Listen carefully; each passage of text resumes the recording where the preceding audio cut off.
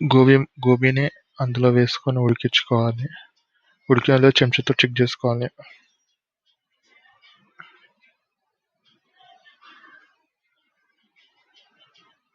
అది బాగా ఉడకాలి. ఉడికినాక ఒక టీ స్పూన్ కార్న్‌ఫ్లవర్, ఒక టీ స్పూన్ మైదా వేసి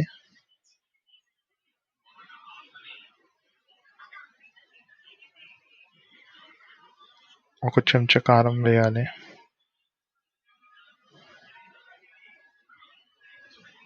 ఒక టీ స్పూన్ ఉప్పు వేయాలి. దాన్ని బాగా మంచిగా కలుపుకోవాలి. అది బాగా కలుపుకున్నాక అలా అవుతుంది. అది అయ్యాక ఒక 5 నిమిషాలు పక్కకు పెట్టేసుకోవాలి. కలుపుకొని పక్కకు పెట్టేసుకోవాలి.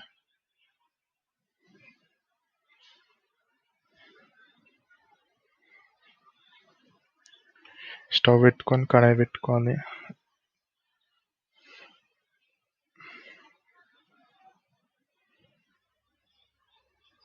నూనె వేడయ్యాక అందులో అది వేసేసుకోవాలి.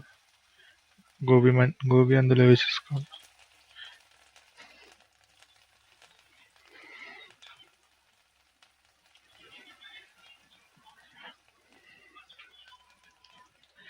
ఆ గోబీని మంచిగా ఫ్రై చేసుకొని తీసేసుకోవాలి బయటికి.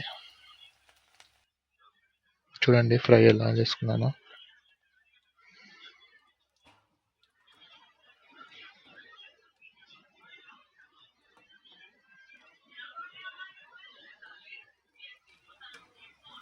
అలానే ఇంకా గోబీని వేసుకొని ఫ్రై చేసుకొని తీసేసుకోవాలి.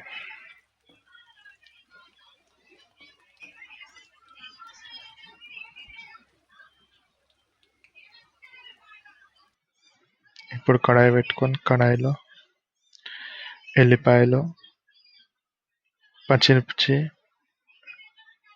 అల్లం, ఉల్లిగడ్డ ఇవన్నీ వేసేసుకొని ఫ్రై చేసుకోవాలి మంచిగా.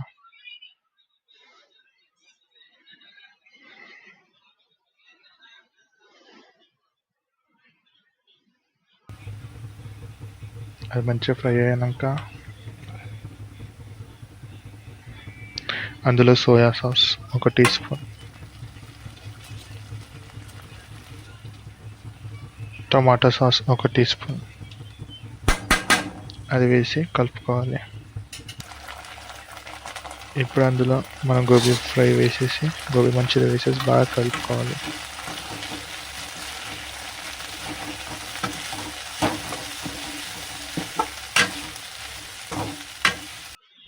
మన గోబీ మంచూరియన్ రెడీ అయిపోయింది. సూపర్ టేస్ట్ ఉంది.